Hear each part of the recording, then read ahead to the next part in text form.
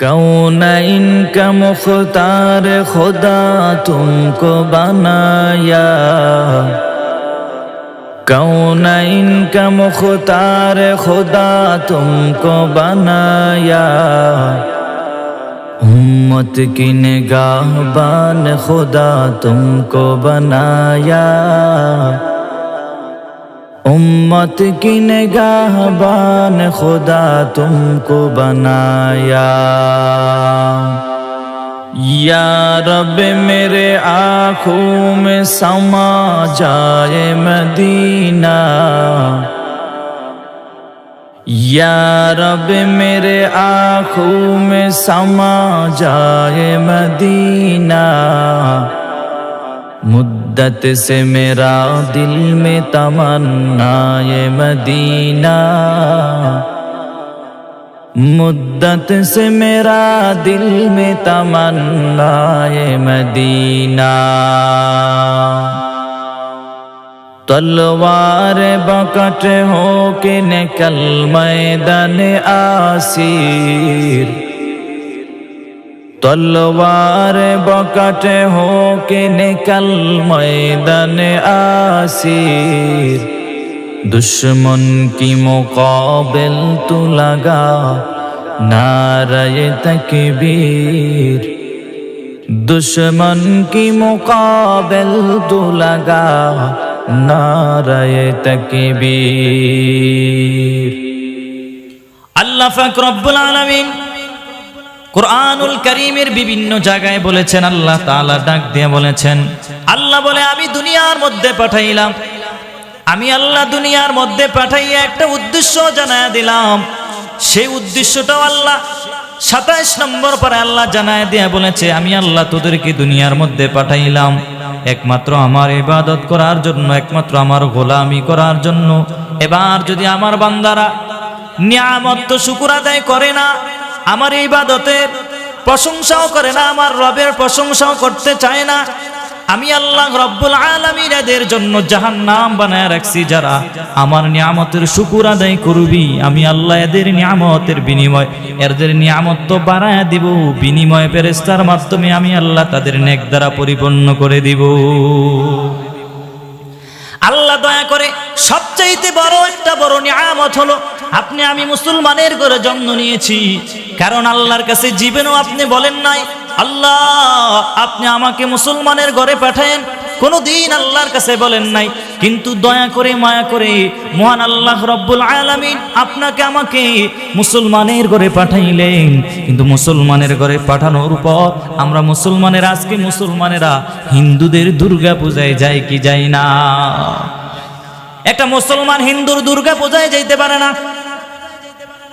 মনোযোগ দিয়ে শোনা লাগবে, আপনি একজন মুসলমান হিসাবে আপনি হিন্দুদের দুর্গা পূজায় যাইতে পারেন না। আমি কোনো হিন্দুদের ধর্মকে নিচু নামার জন্য বলছি না। আমাদের ধর্ম ইসলাম, ইসলাম যে একটা শান্তিপূর্ণ ধর্ম, সেটা বুঝাবার জন্য আমি কিছু কথা বলতে চাই। আপনারা মনোযোগ দিয়ে শুনবেন। আজ পর্যন্ত কোনো হিন্দু ভাই, আপনাদের কোরবানি ঈদের সময় কি কোনো হিন্দু ভাই আমাদের সাথে কোরবানি দিছে নাকি? দেয় নাই। আমাদের মুসলমানের উৎসব এই যে ঈদুল আজহা, ঈদুল ফিতর, কোনোদিন ঈদের নামাজে কোনো হিন্দু ভাই আসছে নাকি? আসে নাই। জুমার নামাজের মধ্যে আসছে নাকি? আসে নাই। সবে কদরের রাত্রে আসছে নাকি? আসে নাই। সবে বরাতের রাত্রে আসছে নাকি? আসে নাই। হিন্দু ভাইয়েরা ভালো করিয়া বুঝলেন, এটা মুসলমানের উৎসব, অতএব আমার সেখানে যাওয়া যাবে না। কিন্তু তুমি মুসলমানের ঘরে জন্ম নিয়া তুমি হিন্দুদের দুর্গা পূজায় কেমনে যাও? আমার আল্লাহ তোমাকে শান্তিপূর্ণ ধর্মের মধ্যে পাঠাইছেন, কোনদিন আল্লাহর কাছে বলি নাই, আল্লাহ গো আপনি আমার ইসলাম ধর্মে পাঠায়েন, বলছেন নাকি? বলেন নাই। আল্লাহ দয়া করে মায়া করে ইসলাম ধর্মে তোমারে আমারে পাঠাইছেন।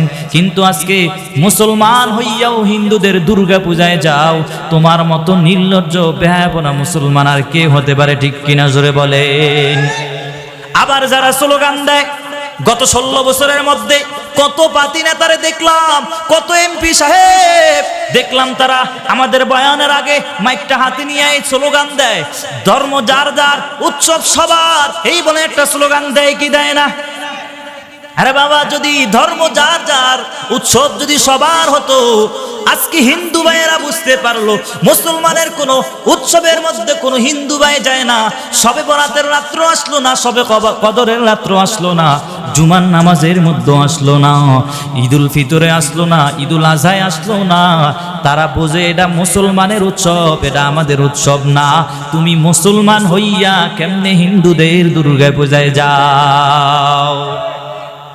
যারা এই স্লোগানটা দেয় ধর্ম যার যার উৎসব সবার, আমি বলবো বাবা যারা বলো ধর্ম যার যার উৎসব সবার, শোনো গাছ যার যার ফল সবার, পুকুর যার যার মাছ সবার, বিয়া যার যার বউ সবার। তাহলে তো এই স্লোগানটাও হওয়া দরকার ছিল, কিন্তু না না, মুসলমান ইসলাম ধর্ম যার যার, উৎসব তার তার। কোন মুসলমান হিন্দুদের দুর্গা পূজায় যেতে পারে না, ঠিক কিনা জোরে বলে?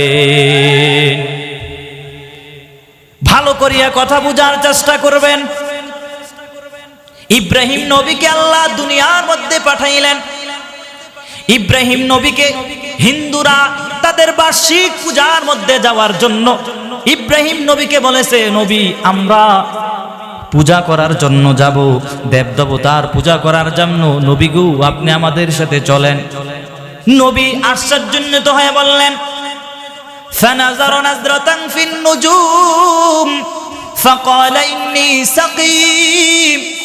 নবী আসমানের দিকে, তারকার দিকে তাকাইয়া বলেছেন, আমি আজকের দিনটা অনেক অসুস্থ। কারণ নবী তো আসলে অসুস্থ না। নবী এই অসুস্থতার কথা কেন বলেছেন? ফাকালা ইন্নী সাকীম, এই কথাটা কেন নবী বলেছেন? কারণ মানুষের অসুস্থতা দুই ধরনের হয়। এক নম্বর অসুস্থতা হলো মানুষের মন মানসিকতা অসুস্থ থাকে, আর একটা অসুস্থতা হলো মানুষের শারীরিক অসুস্থ থাকে। ইব্রাহিম নবী যখন তাকায় দেখলো গোটা উম্মত সবাই দেবদেবতার পূজা নিয়ে ব্যস্ত, এবার ইব্রাহিম নবী চিন্তায় পড়ে গেল, আমার উম্মতরা সবাই পূজায় ব্যস্ত। এই জন্য ইব্রাহিম নবীর অন্তরটা বড় ভালো নাই। এই জন্যই তো ইব্রাহিম নবী বলেছেন, ফাকালা ইন্নী সাকীম, আজকে আমি অসুস্থ, তোদের সাথে পূজায় যেতে পারবো না। এই কথা বলার পর হিন্দু ভাইয়েরা, সনাতন ধর্মের লোকেরা বলল, যেহেতু আপনি যাইতে পারবেন না, আমাদের মূর্তিগুলো আপনি পাহারা দেওয়ার জন্য আমরা আপনাকে রেখে যাই। কারণ আমরা একজন ভালো মানুষ পেয়ে গেছি, আপনি মূর্তিগুলো পাহারা দিবেন। এই কথা বলার পরে ইব্রাহিম নবী বলেছেন, ঠিক আছে আমি মূর্তিগুলো পাহারা দিব, ঠিক আছে যাও যাও। এই দিক দিয়ে তারা হিন্দু ভাইয়েরা পূজা করার জন্য তারা রওনা দিয়ে চলে গেলেন। এই দিক দিয়ে ইব্রাহিম নবীকে রেখে গেলেন। ইব্রাহিম নবী চিন্তা করলো, এবার তাদের মূর্তির ঘরের মধ্যে ঢুকছে, ঢুকে দেখতেছে ঘরের মধ্যে মূর্তিগুলো সাজানো। এক একটা মূর্তি বড় বড় লম্বা, বিশাল লম্বা মূর্তি। কোন মূর্তি এইভাবে তাকায় আছে, কোন মূর্তি এভাবে হেলে আছে, কোন মূর্তি আবার সিংহের মতো বসে আছে। ইব্রাহিম নবী ভিতরে ঢুকলেন। আল্লাহ কোরআনের মধ্যে বলে, ফারাগ ইলা আলিয়াতিহিম, যে ইব্রাহিম নবী ভিতরে গিয়ে তাকাইয়া দেখলেন এই মূর্তিগুলার সামনে কোনোটার সামনে মিষ্টি দিয়া রাখলো, কোনোটার সামনে রসমালাই দিয়া রাখছে, কোনোটার সামনে সন্দেশ দিয়া রাখছে।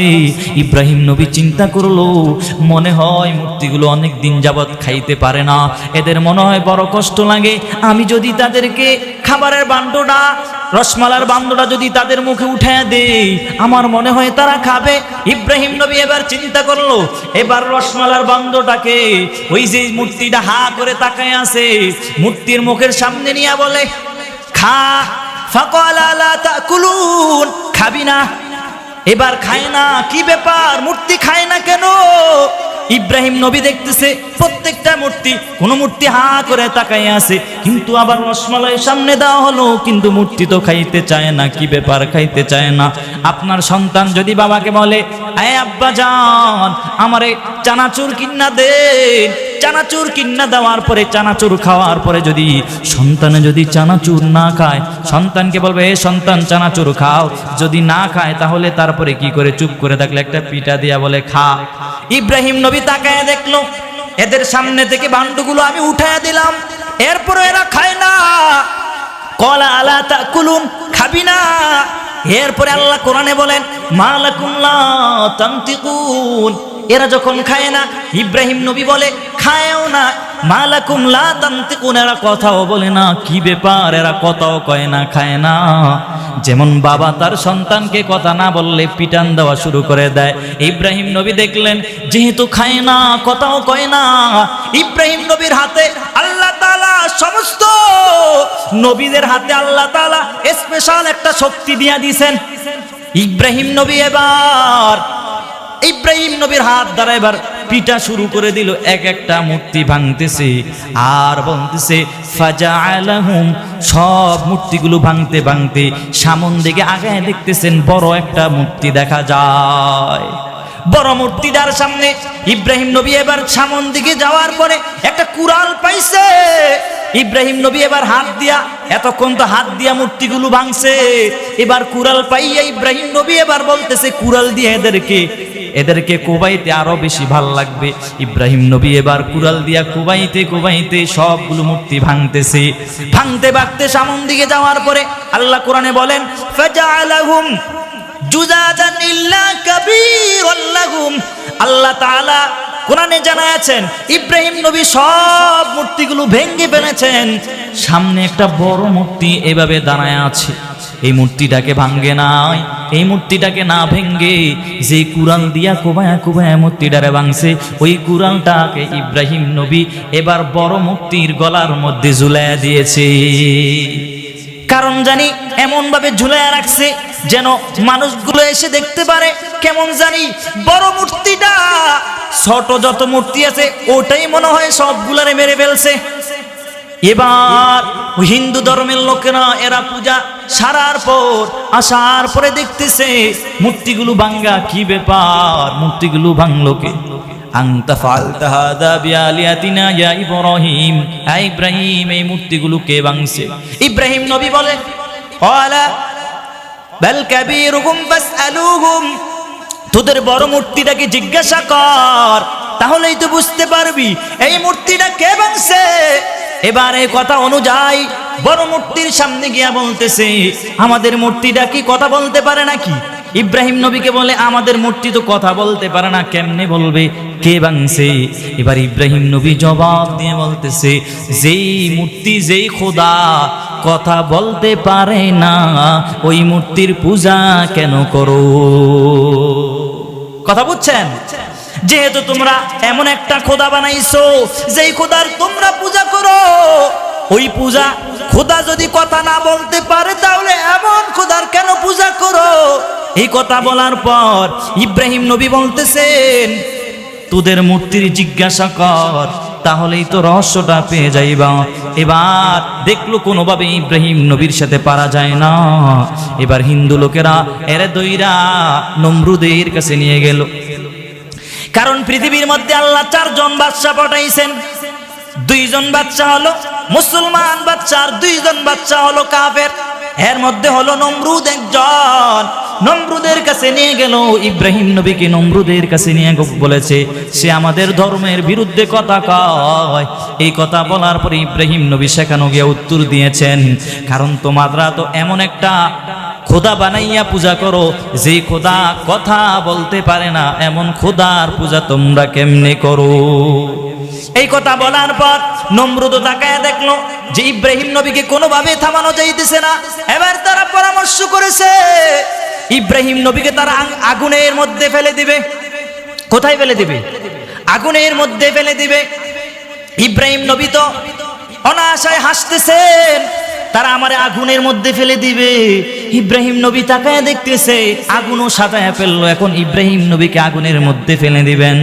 ইব্রাহিম নবী আগুনের দিকে তাকায় তাকায় হাসতেছে আর বলতেছেন এটা তো আমি আগুন দেখতেছি না, এটা হলো একটা ফুলের বাগান। কারণ তারা যখন আগুনের মধ্যে ফেলে দেবে আল্লাহ তাআলা সেই আগুনটাকে ফুলের বাগানে রূপান্তরিত করে দিলেন। বলেন না সুবহানাল্লাহ। ইব্রাহিম নবীকে আগুনের মধ্যে তারা নিক্ষেপ করে দিল, কিন্তু কিছুই তো হলো না। এই জন্য বাবা তাকে দেখে নবীর যুগ থেকে নবীরা এই মূর্তিগুলাকে ভেঙ্গেছেন। আমাদের নবী আখেরি নবী, শেষ নবী রহমাতুল্লিল আলামিন, উনিও তো বাইতুল্লাহর শরীফের মধ্যে মূর্তিগুলো ভেঙ্গে জমজমের পানি দ্বারা পবিত্র করলেন। কিন্তু আজকে আমরা কেন জানি আমরা মুসলমানদের উৎসব পালন করি বাদ দিয়ে আমরা হিন্দুদের উৎসবের মধ্যে লিপ্ত হয়ে গেছি, ঠিক কিনা জোরে বলেন। অথচ না, তোমার উৎসব তো সবে কদর, তোমার উৎসব তো সবে বরাত, তোমার উৎসব তো ঈদুল আজহা, তোমার উৎসব তো ঈদুল ফিতর, কিন্তু আজ পর্যন্ত কোনো হিন্দু ভাই তোমাদের কোনো উৎসবে আসলো না। তুমি কেন হিন্দুদের দুর্গা পূজায় যাও? জবাব দাও, তোমার ঈমান এবার কোথায় চলে গেল? হ্যাঁ বাবা যান, হ্যাঁ যুবক ভাই ভালো করিয়া শুনবেন, কোনোদিন হিন্দু পূজাদের এদের দুর্গা পূজায় যাওয়া যাবে না, দুর্গা পূজায় যাওয়া যাবে না। আমল করতে পারবেন তো ইনশাআল্লাহ? আল্লাহ আমাদেরকে তৌফিক দান করুক, সবাই পড়ে আমিন। এই জন্যই তো আমি আপনাদের সামনে একটা সূরা পড়েছি, যেই সূরার ভিতরে আল্লাহ তাআলা এমন সব লোকদের কথা বলেছেন যারা নাকি মসজিদে 5 বেলার নামাজ পড়ে আবার হিন্দুদের দুর্গা পূজায় যায়। এমন লোক আছে না নাই? মসজিদে নামাজ পড়ে আবার দুর্গা পূজায়ও যায়, মসজিদের সামনের কাতারে নামাজ পড়ে আবার হিন্দুদের দুর্গা পূজায়ও যায়। এদের ব্যাপারে আল্লাহ তাআলা কোরআনে একটা সূরা নাজিল করেছেন। আল্লাহ কাফেরদের ব্যাপারেও একটা সূরা নাজিল করেছেন, সূরাতুল কাফিরুন মাক্কিয়া। আল্লাহ তাআলা মুমিনদের ব্যাপারেও একটা সূরা নাজিল করেছেন, সূরাতুল মুমিনুনা। 18 নম্বর পরে আল্লাহ একটা সূরা নাজিল করেছেন। এরপরে আল্লাহ তাআলা মুনাফিকদের ব্যাপারে আল্লাহ তাআলা একটা সূরা নাজিল করেছেন, 28 নম্বর পারায় সূরাতুল মুনাফিকুন। এই মুনাফিকের মধ্য থেকে আমি কিছু আয়াত পড়লাম। যেই সমস্ত ভাইয়েরা হিন্দুদের দুর্গা পূজায় যাইলা, অথচ তুমি মুসলমান, হিন্দুদের দুর্গা পূজায় তুমি চলে গেলা, কিন্তু তোমার ঈমান কোথায় চলে গেল রে বাবা? এরা তো আল্লাহর সাথে শিরিক করে। আমি যেই কথাগুলো বললাম হিন্দুদের কোনো ধর্মকে ছোট করার জন্য বলছি না। আমাদের ধর্ম ইসলাম শান্তিপূর্ণ একটা ধর্ম, এই ধর্মটা বোঝার জন্য বললাম। তারা তো তাদের দেশের নাগরিক হিসাবে তাদের অধিকার তারা প্রাপ্য।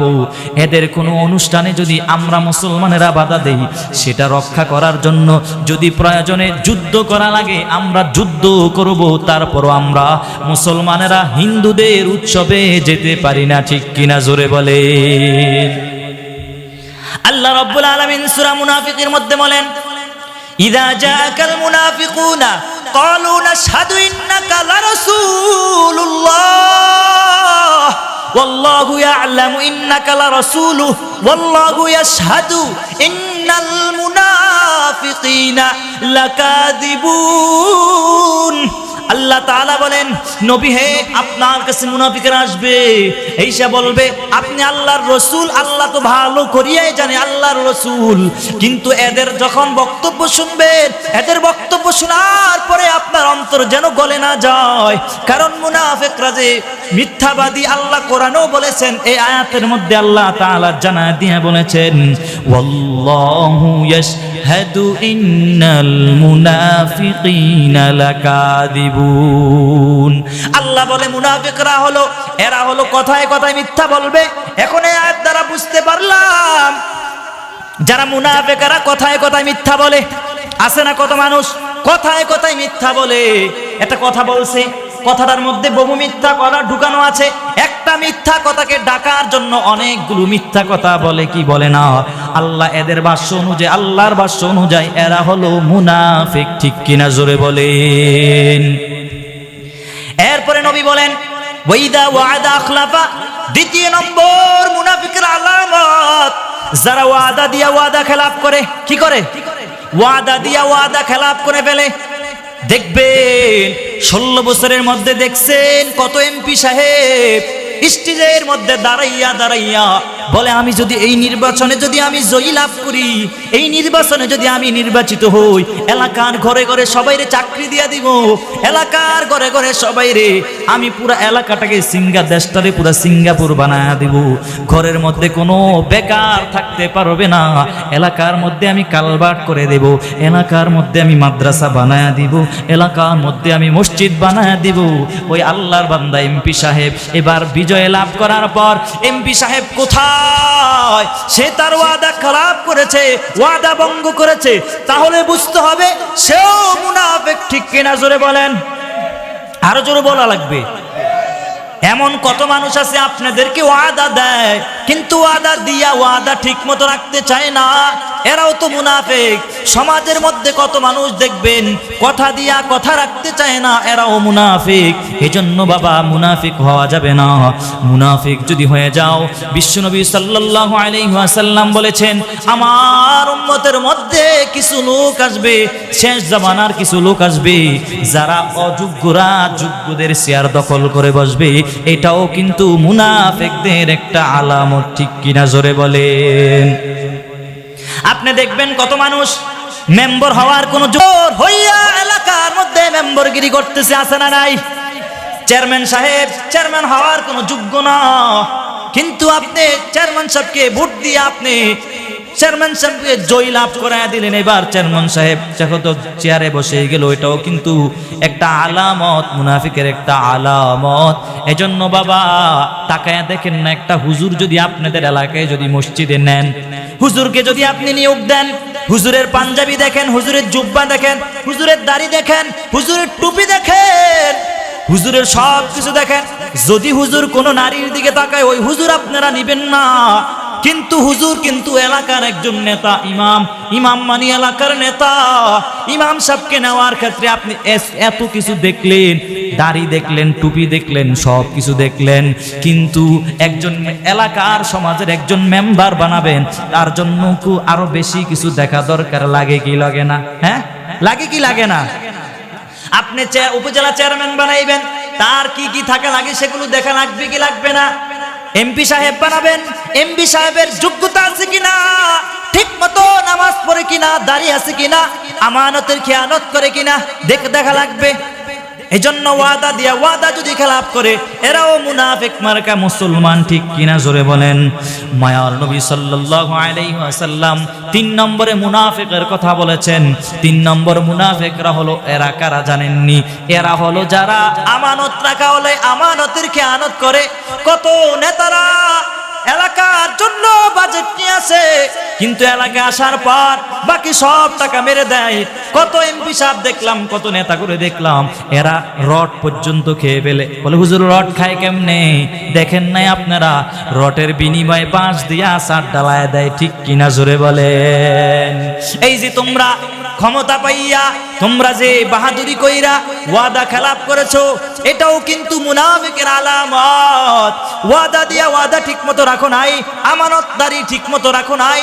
রাহমাতুল লিল আলামিন বলেছেন এরাও কিন্তু মুনাফিক, যারা আমানতদারি ঠিক মতো রাখে না। আপনার বন্ধু যদি আপনাকে 10 টাকা দেয়, বলে বন্ধু 10,000 টাকা দিলাম, আগামী মাসে আমি তোর থেকে 10,000 টাকা নিব। 10,000 টাকার বান্ডিল দিয়া দিল।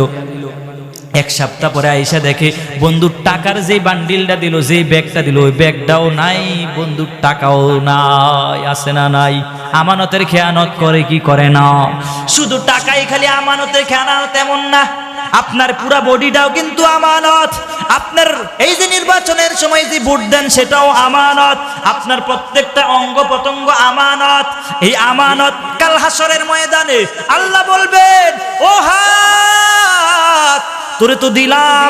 আল্লাহ বলবে, হাতের জবান খুলে দিলাম, পায়ের জবান খুলে দিলাম। আল্লাহ তাআলা অঙ্গ প্রত্যঙ্গের জবান খুলে দিবে। ওই দিন আপনার আমার ব্যাপারে হাসরের ময়দানে যদি বলে, অমুক জায়গায় হাত দ্বারা এই গুনাহ করেছো, অমুক জায়গায় এই গুনাহ করেছো, এই হাত দ্বারা আমানতের খেয়ানত করেছো, সব কিছু আল্লাহর দরবারে বলে দিবেন কি দিবেন না? এজন্য যারা আমানতের খেয়ানত করে, এই এমপি সাহেব, এই মেম্বার সাহেব, ভালো করিয়া শোনেন।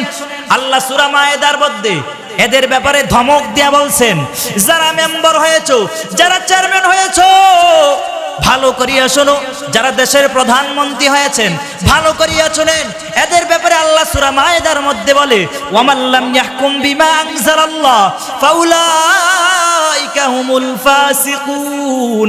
যারা নাকি আমানত ক্ষমতা পাইয়া যারা ঠিকমতো বিচার করে নয়, ৫,০০০ টাকা পাইয়া বিচারের মোড় ঘুরাইয়া দাও, এদের ব্যাপারে আল্লাহ ধমক দিয়া বলেছেন এরা হলো ফাসিক, এরা হলো ফাসিক। দ্বিতীয়বার আল্লাহ বলে, হে মেম্বার সাহেব, হে চেয়ারম্যান সাহেব, হে এমপি সাহেব, ভালো করিয়া শোনেন, আপনারা যদি আপনাদের ক্ষমতা পাওয়ার পরে যদি বিচারের মোড় ঘুরাইয়া দেন, দ্বিতীয়বারে আল্লাহ বলেন, ওয়ামাল্লাম ইয়াহকুম বিমা আনজালাল্লাহু ফাউলাইকা হুমুজ জালিমুন। এদেরকে আল্লাহ জালেম বলেছেন। তৃতীয়বার আল্লাহ আবারও বলতেছেন, যারা ঠিকমতো বিচার করো না, ৫,০০০ পাইলে বিচারের মোড় ঘুরাইয়া দাও। তৃতীয়বার আল্লাহ বলে, ওয়ামাল্লাম ইয়াহকুম বিমা আনজালাল্লাহু ফাউলাইকা হুমুল কাফিরুন। আল্লাহ এদেরকে কাফির পর্যন্ত বলে দিয়েছেন। এজন্য বাবা, তোমাকে আল্লাহ দায়িত্বশীল বানাইছে, মেম্বার বানাইছে, চেয়ারম্যান বানাইছে, এমপি বানাইছে, প্রধানমন্ত্রী বানাইছে। অতএব দায়িত্ব পাইয়া অপব্যবহার করা যাবে না। আল্লাহ যেভাবে বলেছেন সেইভাবে পরিচালনা করা লাগবে। যদি আমানতের খেয়ানত করো তাহলে তুমি মুনাফিক মার্কা মুসলমান, ঠিক কিনা জোরে বলেন। এরপরে আল্লাহ বলেন, মুনাফিক কারা জানেননি? ইন্নাহুম সাদ্দু আন সাবিলিল্লাহ ইত্তাখাযু আইমানাহুম জুন্নাহ। আল্লাহ তাআলা বলেন, যারা কথায় কথায় কসম করে এরাও মুনাফিক। কত মানুষ দেখবেন সমাজের মধ্যে কথায় কথায় বলে মিথ্যা, খালি কসম করে। কত মানুষ দেখবেন মার কসম, বাবার কসম, কয় তোর মার দুধের কসম, মসজিদের কসম, ওইটার কসম, সেটার কসম, খায় কি খায় না? যদি কসম খাওয়ায় লাগে, একজনের নামে কসম খাওয়া লাগবে, তার নাম কি? চিল্লায়া বলেন। একমাত্র আল্লাহর নাম ছাড়া কোনো বাবার নামে কসম খাওয়া যাবে না, কোনো মায়ের নামে কসম খাওয়া যাবে না, কোনো পীরের নামে কসম খাওয়া যাবে না, কোনো মসজিদের নামে কসম খাওয়া যাবে না। যারা কথায় কথায় কসম খায় এরাও কিন্তু মুনাফিক। এরপরে আল্লাহ তাআলা জানায় বলে, ইত্তাখাযু আইমানাহুম জুন্নাতান ফাসাদ্দু আন সাবিলিল্লাহ। যারা আল্লাহর রাস্তায় বাধা প্রদান করে এরাও কিন্তু মুনাফিক। কত মানুষ দেখবে, এই যে সময় সরকার ক্ষমতায় ছিল, আমলিক ক্ষমতায় ছিল, তখন কত তাফসীর মাহফিল হতে বাধা দিয়েছে। মুসলমানেরা তাফসীর মাহফিল হতে দেয় নাই, কত মাহফিল বন্ধ করে দিয়েছে। যারা আল্লাহর রাস্তায় বাধা প্রদান করে এরাও মুনাফিক। ফাসাদ্দু আন সাবিলিল্লাহ। আল্লাহ বলেছেন, যারা আল্লাহর রাস্তায় বাধা প্রদান করে এরাও মুনাফিক, এরাও মুনাফিক। কত মানুষ এরকম ভাবে বাধা দেয় কি দেয় না? আরে ভাই, কত জালেম আছে।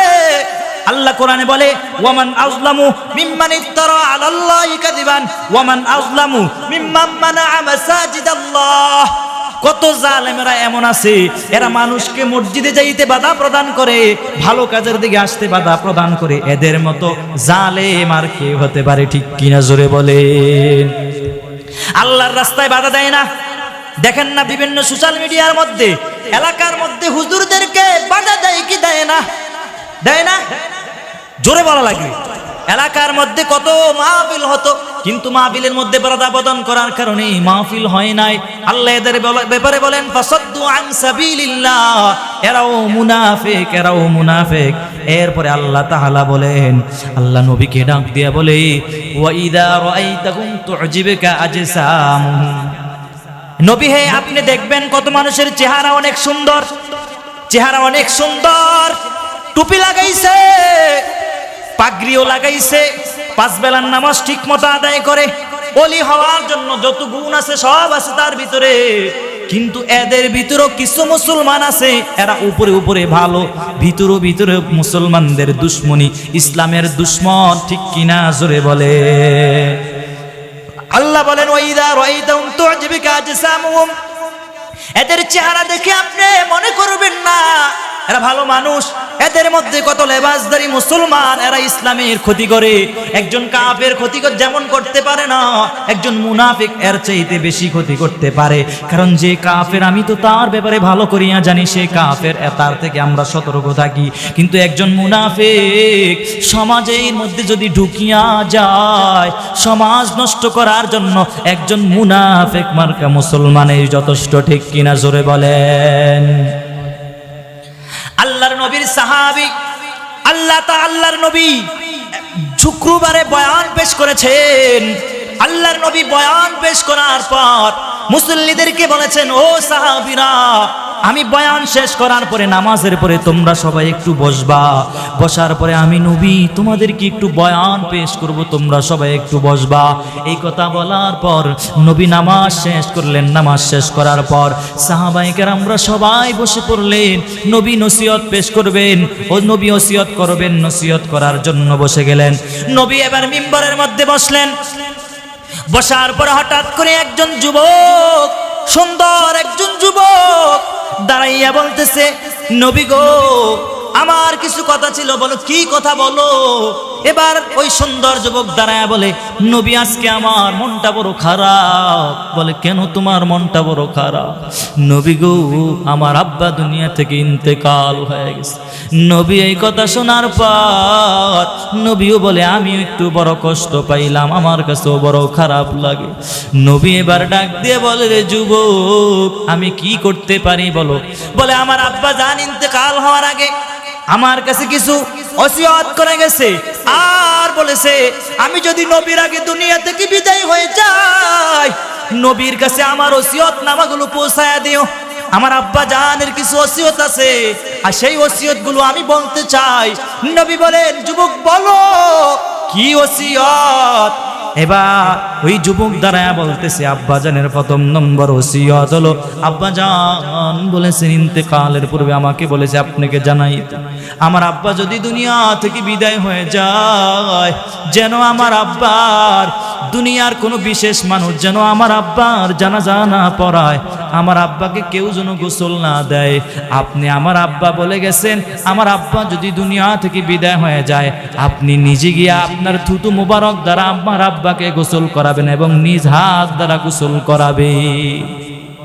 কারণ আপনি যদি গোসল করান, আপনার থুতু মুবারকের এত পরিমাণ দাম, কারণ আপনার এই থুতু মুবারক এত দাম।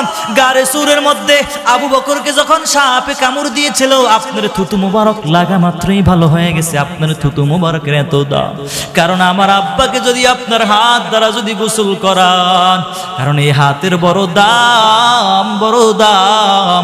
কারণ আপনি হাত দ্বারা আসমানের দিকে চাঁদ দুখণ্ডিত করেছেন, আপনার হাত দ্বারা ইশারা করা মাত্রই দুখণ্ডিত হয়ে গেল। অতএব নবী আজকে আমার আব্বাকে দুনিয়ার কোনো বিশেষ মানুষ দ্বারা যেন গোসল করানো না হয়, আমার আব্বার গোসল আপনি নিজে করাবেন এবং আপনার থুতু মুবারক দ্বারা করাবেন। নবী বলেছে, রে যুবক, ঠিক আছে, আমি নিজে গিয়া তোমার আব্বাকে গোসল করাবো, থুতু মুবারক দ্বারা গোসল করাবো। আশ্চর্যান্বিত হয়ে গেলেন সমস্ত সাহাবারা, আশ্চর্যান্বিত হয়ে গেলেন, কার কথা বলছে যুবক?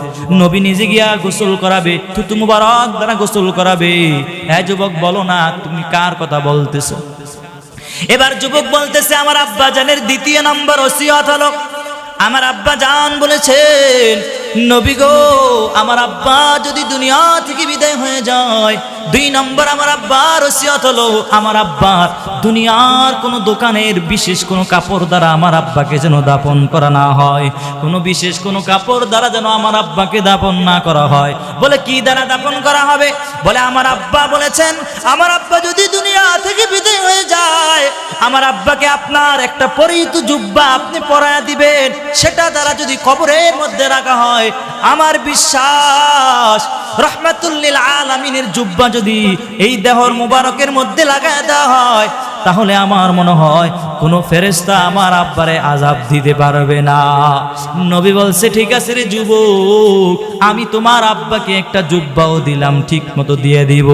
3 নম্বরে বলতেছে, আমার আব্বা জানের 3 নম্বর ওসিয়ত হলো, আমার আব্বা বলেছেন যে আপনি নিজে গিয়ে আমার আব্বার জানাজার নামাজ যেন পড়ান, দুনিয়ার কোনো কেউ যেন আমার আব্বার জানাজা না পড়ায়। কারণ আমার আব্বার জানাজা আপনি নিজে গিয়ে পড়াবেন, বলে 3 নম্বর ওসিয়ত। এবার আমাকে নবীকে ডাক দিয়ে বলে, নবী গো, আমার আব্বার আরেকটা ওসিয়ত হলো, আমার আব্বা বলেছেন আমার আব্বাকে দুনিয়ার কোনো মানুষ যেন কবরস্থানে না নামায়, আপনার নিজ হাত দ্বারা আপনি কুলো করে যেন আমার আব্বা জানকে কবরের মধ্যে নাওয়া। এই কথা শোনার পরে নবী বলছে, যুবক, আমি তোমার আব্বাকে নিজে গিয়ে থুতু মোবারক দ্বারা গোসল করাবো, নিজ হাত দ্বারা গোসল করাবো। আমি তোমার আব্বাকে আমার পরিহিত জুব্বা পরিধান করায়া দিব। আমি তোমার আব্বাকে আমি নিজে গিয়ে জানাজার নামাজ পড়াবো। আমি নিজে গিয়ে তোমার আব্বাকে নিজের হাত দ্বারা কবরস্থানের মধ্যে নামাবো। উপস্থিত সাহাবায়ে কেরামরা সবাই আশ্চর্যান্বিত, কি ব্যাপার, কার কথা বলছে? নবী সব কিছু নিজে গিয়ে গিয়ে পড়ায়া দিবেন। এবার ওমরে দাঁড়ায়া বলতেছে, এই যুবক, তুমি কার কথা বলছো? এবার লোকে বলতে চায় না। এবার যখন বলেছে আব্দুল্লাহ ইবনে সুলাইল, বলে কে? সে তো সবচেয়ে মুনাফিকের সবচেয়ে বড় লিডার।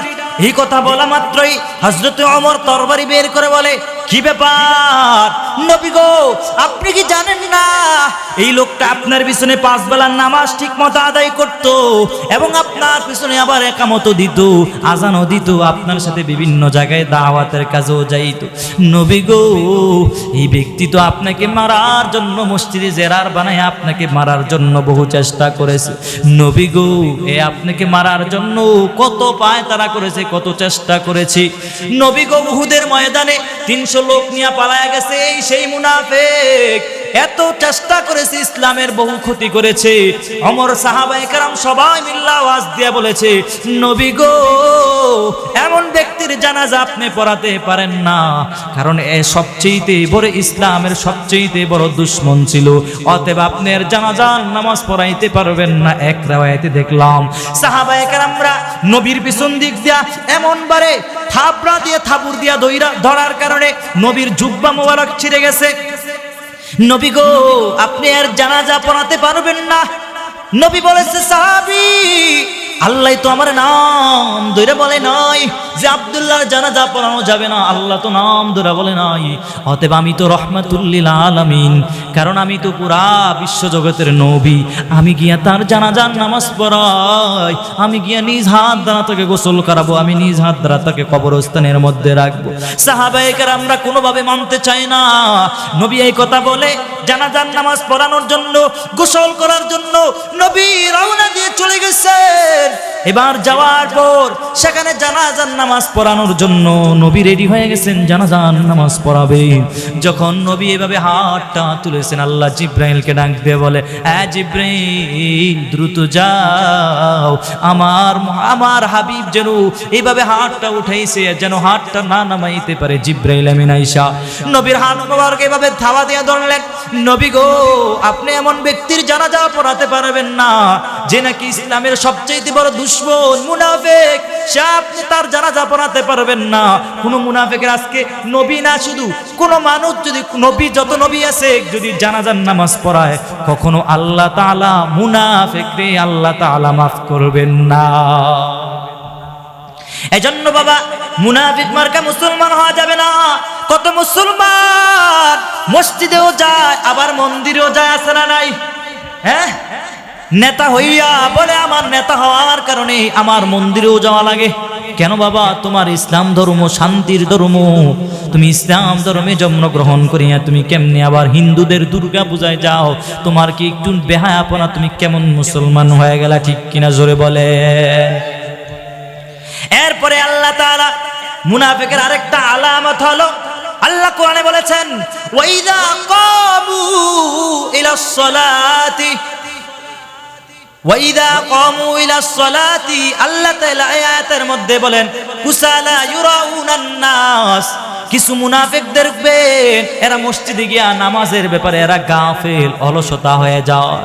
নবীর যুগেও কত মুনাফিক এমন ছিল, অলস ব্যক্তি ছিল, মসজিদে গিয়া নামাজ পড়তো আর হেলাম দিয়া দাঁড়ায়া থাকতো, পিলারের সাথে হেলান দিয়া দাঁড়ায়া দাঁড়ায়া নামাজ পড়তো। এরাও কিন্তু মুনাফিক। ওয়াইদা কামু ইলাস সালাতি কামু কুসালা ইউরাউনান নাস, আল্লাহ এদের ব্যাপারে বলেছেন, যারা নামাজের ব্যাপারে গাফলতি করো এরা হলো মুনাফিক। কত মানুষ নামাজ পড়ে, নামাজের মধ্যে গাফলতি দিয়া দিয়া নামাজ পড়ে, নামাজে দাঁড়ায় আবার চুলকায়, দোনো হাত দ্বারা চুলকায়, আপনি নামাজ পড়লেন, যদি দোনো হাত দ্বারা যদি আপনি চুলকান, আমলে কাসির যদি হয়ে যায় তাহলে আপনার নামাজ বাদ হয়ে যাবে। বলে হুজুর আমলে কাসির মানে কি? কোনো মানুষ যদি দূর থেকে তাকায় দেখে আপনি নামাজের মধ্যে নাই, এভাবে দুই হাত দ্বারা আপনি চুলকাইতেছেন, একজন পিছন থেকে একজন তাকায় দেখলো হ্যাঁ মনে হয় নামাজে নাই, এমনটা যদি কেউ মনে পড়ে তাহলে আপনার নামাজ হবে না। মুনাফিকদের একটা আলামত হলো ওয়াইদা কামু ইলাস সালাতি কামু কুসালা ইউরাউনান নাস। এরা নামাজের ব্যাপারে এরা গাফলাতি করবে। কত মানুষ নামাজের ব্যাপারে গাফলাতি করে কি করে না, অথচ প্রকৃতপক্ষে মুমিন হওয়া লাগবে। আল্লাহ তাআলা 18 নম্বর পরে আল্লাহ তাআলা মুমিনদের কথা তুলে ধরেছেন। নামাজের মধ্যে যত্নবান হওয়া লাগবে, খুশু থাকা লাগবে। যদি তোমার ভিতরে খুশু না থাকে তাহলে তোমার নামাজ সই হবে না, তোমার নামাজ হবে না। এজন্য আল্লাহ তাআলা মুনাফিকের আরেকটা আলামত হলো মুযাবযাবিনা বাইনা যালিকা লা ইলাহা ইল্লা মুযাবযাবিনা মানে মুনাফিক। কিছু মানুষ আছে দ্বিধা দ্বন্দ্বের মধ্যে থাকে। কিসের মধ্যে থাকে? দ্বিধা দ্বন্দ্বে, নাকি আমি এই দলে যাব, নাকি মন্দিরে যাব, নাকি মসজিদে যাব। দ্বিধা দ্বন্দ্বের মধ্যে যারা থাকে এদের ব্যাপারে আল্লাহ তাআলা বলে মুযাবযাবিনা বাইনা যালিকা লা ইলাহা উলাই ওয়ালা ইলাহা উলা। এরা একবার মন্দিরে যায়, এরা একবার মসজিদে যায়, এরা দ্বিধা দ্বন্দ্বের মধ্যে থাকে, এরাও মুনাফিক মার্কা মুসলমান। ঠিক কিনা জোরে বলেন? এরাও মুনাফিক। এজন্য বাবা ভালো করিয়া বুঝা লাগবে মুনাফিকের কত আলামত আল্লাহ কোরআনের মধ্যে বলছেন। বিভিন্ন জায়গায় আল্লাহ তাআলা মুনাফিকদের ব্যাপারে বলেছেন। এজন্য খাঁটি মুমিন হওয়ার জন্য আল্লাহ তাআলা কোরআনের বিভিন্ন জায়গায় আল্লাহ তাআলা বলেছেন। তবে আল্লাহ তাআলা 18 নম্বর পরে আল্লাহ তাআলা বলেন মুনাফিকদের ব্যাপারে আল্লাহ তাআলা বলেন কদ আফলাহাল মুমিনুন। আরে ভাই, সফল কারা? ঈমান এনেছে যারা, তারা হলো সফল। কিন্তু আজকে বর্তমানে আমরা সমাজের মধ্যে সফল কাকে মনে করি? অথচ আল্লাহ তাআলা বলে মান আমিলা সালিহাম মিন যাকারিন আও উনসা ওয়া হুয়া মুমিন ফালানুহইয়ান্নাহু হায়াতান তাইয়্যিবাহ। আল্লাহ বলে নারী পুরুষ মুমিনের মধ্যে যারা নেক আমল করবে এদেরকে আল্লাহ তাআলা পবিত্র একটা জিন্দেগি দান করবেন। খালি এটাই নয় রে বাবা, যারা মুমিন এদের ব্যাপারে আল্লাহ তাআলা বলেন যারা সফল হবে। প্রকৃতপক্ষে আমরা সফল কাকে মনে করি? যে একজন মানুষ পরিচিত লাভ করেছে সেই মনে সফল। আমরা মনে করি একজন মানুষ সেলিব্রিটি হয়েছে এজন্য আমরা তাকে সফল মনে করি। না, অথচ আল্লাহ তাআলা জানা দিয়ে বলে সফল ব্যক্তি কে জানেননি? আমরা জানি যারা ধনী, টাকা পয়সা বেশি ইনকাম করে এদেরকে আমরা ধনী বলি কি বলি না? অথচ আল্লাহ তাআলা বলে ফামান যুহজিহা আনিন নারি ওয়া উদখিলাল জান্নাতা ফাকাদ ফাজ। আল্লাহ তাআলা এদের ব্যাপারে বলে এদেরকে আল্লাহ তাআলা সফল হলো ওই ব্যক্তি। আল্লাহ তাআলা এদেরকে জাহান্নাম থেকে দূরে সরাইয়া আল্লাহ তাআলা এদেরকে জান্নাতের মধ্যে ঢুকায়া দিবে। আপনারা একটু মনোযোগ দিয়ে শুনলে বুঝতে পারবেন। আমি আর বেশিক্ষণ বয়ান করব না, কারণ আপনাদের প্রধান বক্তা কিন্তু হাজির। ওনাকে কষ্ট দিয়েও আমি আর বয়ান করতে চাই না। তবে বাবা আমি আর কিছু কথা বলবো, একটু মনোযোগ দিয়ে শোনেন। আল্লাহ তাআলা এই যে সূরা মুমিনুন আল্লাহ তাআলা অবতীর্ণ করলেন, এই সূরা মুমিনুনের মধ্যে আল্লাহ তাআলা বলেছেন মুমিনদের গুণাবলী সম্পর্কে আল্লাহ তাআলা বলেছেন প্রকৃত মুমিন হওয়ার কারা? এই যে যারা মুনাফিক থেকে প্রকৃতপক্ষে মুমিন হওয়ার জন্য আপনার নামাজ ঠিকমতো পড়া লাগবে, 5 বেলার ঠিকমতো নামাজ পড়া লাগবে। আল্লাহ তাআলা সূরা মুমিনুনের মধ্যে আল্লাহ তাআলা জানায় দিয়া বলে আল্লাযীনা হুম ফি সালাতিহিম খাশিউন।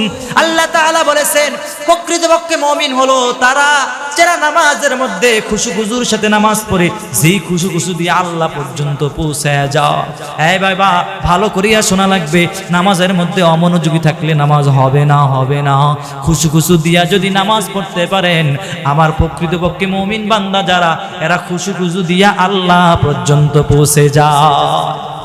দ্বিতীয় নম্বরে আল্লাহ তাআলা বলেন যারা মুমিন এদের গুণগুলো আমি বলছি। আল্লাহ তাআলা বলেন ওয়াল্লাযীনা হুম আনিল লাগwi মুরিদুন। আল্লাহ তাআলা মুমিনদেরকে বলেন যারা মুমিন, প্রকৃতপক্ষে মুমিন, এরা অনর্থক কথা থেকে এরা বিরত রাখে নিজেকে। দোকানে পাটে বসলেই একজনে আরেকজনের ব্যাপারে সমালোচনা করে কি করে না?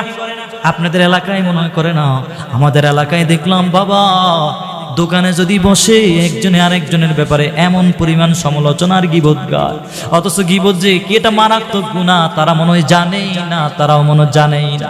নবী হাদিসের মধ্যে জানায় দেয়া বলেন, আল গীবাতু আশাদ্দু মিনাজ জিনা, জিনার চাইতেও মারাত্মক গুনাহ হলো যারা আরেকজনের ব্যাপারে সমালোচনা করে। প্রকৃত মুমিন যারা, এরা অনর্থক কথা থেকে নিজের জবানকে হেফাজত রাখে। এরপরে মুমিনদের ব্যাপারে আল্লাহ তাআলা আরো বলেছেন, ওয়াল্লাযীনা হুম লিয-যাকাতি ফাইলুন, যারা মুমিন এরা যাকাত আদায় করে। এই যে হাদিস শরীফের মধ্যে পাইলাম, দেখবেন কত মানুষ যাকাত দেওয়াকে মানুষ বাধা প্রদান করা, যারা যাকাত দেয় এটাকে জরিমানা মনে করে, এদের ব্যাপারে নবী বলেন এরাও মুনাফিক। এরপরে আল্লাহ তাআলা বলেছেন, ওয়াল্লাযীনা হুম লিফুরুজিহিম হাফিজুন, আল্লাহ তাআলা বলেছেন যারা প্রকৃতপক্ষে মুমিন এরা এদের লজ্জাস্থানেরকে হেফাজত করে। বাবা লজ্জাস্থানের হেফাজত করা লাগবে। এরপরে আল্লাহ তাআলা বলেছেন, এখানে মুমিনের অনেক কথা বলেছেন, কিন্তু আমি সবগুলো বলতে পারলাম না সময় সংক্ষিপ্ত হওয়ার কারণে। যারা প্রকৃতপক্ষে মুমিন, ওয়াল্লাযীনা হুম লিআমানাতিহিম ওয়া আহদিহিম রাউন, এরা এদের সবকিছু আমানত দ্বারা ওয়াদা সবকিছু এরা ঠিক রাখবে। ওয়াল্লাযীনা হুম লিফুরুজিহিম হাফিজুন, এরপর যারা এদের লজ্জাস্থানের হেফাজত করবে এবং এরা নামাজের প্রতি যত্নবান হয়ে যাবে। ঠিক কিনা জোরে বলেন। এই জন্য বাবা প্রকৃতপক্ষে মুমিন হওয়া লাগবে। আল্লাহ 3টা সূরা অবতীর্ণ করেছেন। আমি বললাম আগেই, একটা সূরা আল্লাহ কাফিরুন বলেছেন, কাফেরদের ব্যাপারে আল্লাহ একটা সূরা নাম ধরে বলেছেন কাফিরুন মাক্কিয়া। আরেকটা সূরা আল্লাহ তাআলা অবতীর্ণ করেছেন সূরা মুমিনুন, আরেকটা সূরা অবতীর্ণ করেছেন মুনাফিকুন। এই মুনাফিকের কিছু কথা বললাম। তবে প্রকৃতপক্ষে মুমিন হওয়া লাগবে, এমন মুনাফিক মার্কা মুসলমান হওয়া যাবে না। হিন্দুদের দুর্গা পূজায়ও যাও, আবার মসজিদের কাতারও দাঁড়াও, এরা মুনাফিক মার্কা মুসলমান। ঠিক কিনা জোরে বলেন। এজন্য যারা মুমিন বা প্রকৃতপক্ষে মুমিন এরা আল্লাহর রাস্তায় দানও বেশি করে। দেখবেন কত মানুষ বলবে তুমি মাদ্রাসায় এত টাকা দান করেছো, কত তুমি ক্ষতি করে ফেলেছো, আবার বাধাও দেয় আল্লাহর রাস্তায় দান করবি না। আবার কিছু মানুষ মনে করে আল্লাহর রাস্তায় দান করলে মনে হয় আমার জরিমানা হয়ে গেল, অথচ না না। আমি হাদিস শরীফ থেকে একটা ঘটনা বলি বাবা, একটু মনোযোগ দিয়ে যদি শুনেন। দুনিয়ার জিন্দেগিতে কেউ যদি 1 টাকা মাত্র দান করে, আল্লাহ তাআলা দুনিয়ার মধ্যে আল্লাহ তাআলা তারে 10 গুণ বাড়ায় দেয়। কয় গুণ বাড়ায় দেয়? 10 গুণ বাড়ায় দেয়। হযরতে আলী স্ত্রী সাহেবা অনেক অসুস্থ হওয়ার পরে আলীকে বলেছে, আমি বড় অসুস্থ, আমার জন্য বাজার থেকে কিছু ফল ফ্রুট নিয়ে আসো। আলী রাদিয়াল্লাহু তাআলা আনহুর কাছে তেমন গরিব ছিলেন, টাকা পয়সাও তেমন নাই। না থাকার কারণে কিছু খোঁজার পরে কিছু টাকা নিয়ে বাজারে চলে গেলেন। বাজার থেকে কিছু ফল ক্রয় করে এবার বাড়ির দিকে রওনা করেছেন। প্রতিমধ্যে রাস্তায় একজন ভিক্ষুক দাঁড়ায় বলে, আলী রে, তোমার ব্যাগের মধ্যে একটা আনার ফল আছে, অর্ধেক আনার ফল আমারে দিয়ে দাও। আলী বলে, ওই লোকটা কেমনে জানলো আমার ব্যাগের ভিতরে যে আনার আছে? ওই লোকটা জানলো কেমনে রে? এবার আলী রাদিয়াল্লাহু তাআলা চিন্তা করলো, ও আম্মা সাইলা ফালা তানহা, কোন সাইলকে ধমক দেওয়া যাবে না, কোন ভিক্ষুককে ধমক দেওয়া যাবে না। আলী এবার ওই ফলটাকে বের করে ওই যে ভিক্ষুক চাইলো তাকে দিয়া দিল। দেওয়ার পরে এবার বলে, আমাকে পুরাটা ফলে দিয়া দেন। আলী রাদিয়াল্লাহু তাআলা চিন্তা করলো, আমি আল্লাহর রাস্তায় দান করব, আল্লাহ তাআলা আমারে দিয়ে দিবেন। আলী রাদিয়াল্লাহু তাআলা পুরোটা ফল দান করে দিলেন। এবার বাড়ির দিকে রওনা হলো। চিন্তায় পড়ে গেল, আমার স্ত্রী সাহেবা বাড়ি গেলে জানি আমার কি বলে। তোমাকে বলছিলাম একটা ফল নিয়ে আসার জন্য, আনতে পারলা না। এবার আলী চিন্তা করতে করতে বাড়ির দিকে দৌড়াইতেছেন। হঠাৎ করে দরওয়াজার সামনে দাঁড়ায় স্ত্রী সাহেবা বলে, আলী রে, চিন্তা করার দরকার নাই, কারণ আমি জানি আপনি দান করেছেন আল্লাহর রাস্তায়। আল্লাহ তাআলা এখানে আমাকে পরিপূর্ণ সুস্থতার নিয়ামত দান করেছেন, অতএব আমার জন্য আর ফল কানা লাগবে না। এই কথা বলার পর দরওয়াজাটা আটকানো মাত্রই আল্লাহ তাআলা ওই বেহেশতের ফল থেকে কিছু ফল এক টুকরি মাথার মধ্যে একজন বুড়া সাহাবী মাথার মধ্যে নিয়া আলীর দরওয়াজায় গিয়ে নক করেছে। আলীর দরওয়াজায় নক করার পর দরওয়াজাটা খোলার পরে বলতেছে, আলী রে তাড়াতাড়ি আমার মাথা থেকে তাড়াতাড়ি টুকরিটা নামাও, যদি না নামাও আমার মাথা তো ফাইটা যায়, তাড়াতাড়ি টুকরিটা নামাও, তাড়াতাড়ি টুকরিটা নামাও। নামানোর পর একটা দুইটা তিনটা করে এমন করে গণনা করলো, দেখলো এখানে 9টা আনার ফল আছে। আলী রাদিয়াল্লাহু তাআলা আনহু বলতেছে, আলী রে এই আনার ফল তোমাকে জান্নাত থেকে পাঠানো হয়েছে, নাও। কিন্তু আলী বলতেছে, গণনা করে দেখলো এখানে 9টা মাত্র আনার ফল আছে, এই জন্য আলী রাদিয়াল্লাহু তাআলা আনহু নিতে চায় না। বলে কেন নেও না? বলে এখানে 9টা আনার ফল, এটি আমার আনার না, মনে হয় অন্য কারোর জন্য পাঠানো হয়েছে। বলে কেন? বলে আমার জন্য যদি আল্লাহ পাঠাইতেন তাহলে আমার জন্য 10টা আনার ফলে পাঠাইতেন। এবার ওই যে বুড়া সাহাবী যে টুকরি মাথায় নিয়ে আনার ফলগুলো আনছেন, সে বুদ্ধি করিয়া আল্লাহ তাকে এত পরিমাণ মোহাব্বত কেন করে, একটা ফল লুকায় রাখছেন, বগলের নিচে একটা ফল লুকায় রাখা তার রহস্য উদ্ঘাটন করার জন্য তার থেকে জানতে চাইলেন। এবার আলীকে ডাক দিয়ে বলে, রে আলী তুমি কি এমন কাজ করেছো, আল্লাহ তোমার উপরে এত সন্তুষ্ট হয়ে গেছে, তোমার জন্য জান্নাত থেকে 10টা আনার ফল পাঠিয়ে দিছে। বলে আমি রাস্তায় একটা আনার ফল মাত্র ভিক্ষুককে দান করলাম, এজন্য আমার আল্লাহ দুনিয়ার জিন্দেগিতে একটা ফল দান করার কারণে আল্লাহ তাআলা আমার 10টা আনার ফল আমার কাছে পাঠাইছে। বলে আলী রে 10টা আনার ফলে তো পাঠাইছে, আমি রহস্যটা উদ্ঘাটন করার জন্য একটা আনার ফল লুকায় রাখলাম, নেওরে আলী। আনার স্ত্রী সাহেবও খাইলেন, সবাই খাইলেন, ওই ভিক্ষুকও দিলেন, ওই এরপরে যেই লোকটা নিয়ে আসলে তাকেও দিলেন।